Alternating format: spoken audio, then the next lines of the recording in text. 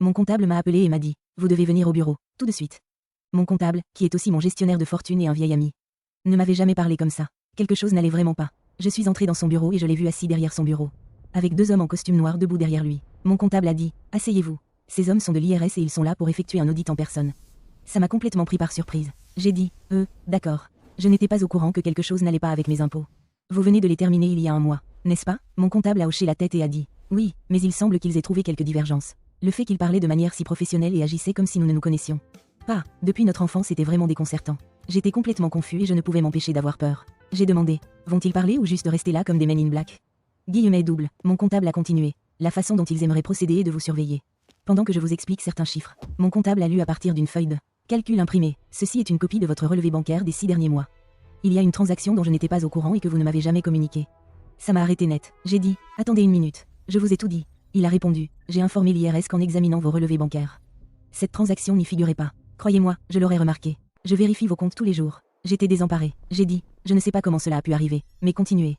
Il a continué. Il est indiqué ici que vous avez effectué un retrait de 250 000 $ le 8 juin à 16h30. J'ai ri un peu, pensant que tout cela était une farce, et j'ai dit, c'est sérieux?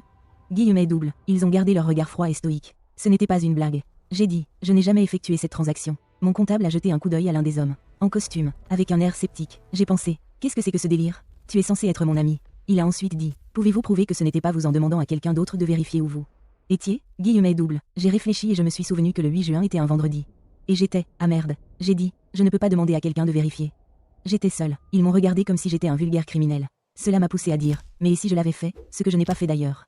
Mais si j'avais eu cet argent sur mon compte et que je l'avais retiré, ce n'est pas illégal. Mon expert comptable secoua la tête et dit, c'est illégal quand cet argent a été blanchi. Ça m'a sidéré, j'ai dit, je ne sais même pas quoi dire à ce sujet.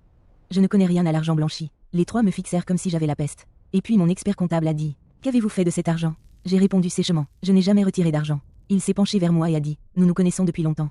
Et nous nous sommes toujours fait confiance. J'ai besoin que tu dises toute la vérité. Sois honnête, mec, si tu nous dis la vérité, peut-être que je pourrais les convaincre d'être un peu plus clément avec toi. Qu'avez-vous fait de tout cet argent? Je me sentais tellement bizarre à propos de tout ça. Quelque chose n'allait vraiment pas quelque part. Et j'ai dit, je jure sur ma vie, je n'ai jamais retiré d'argent.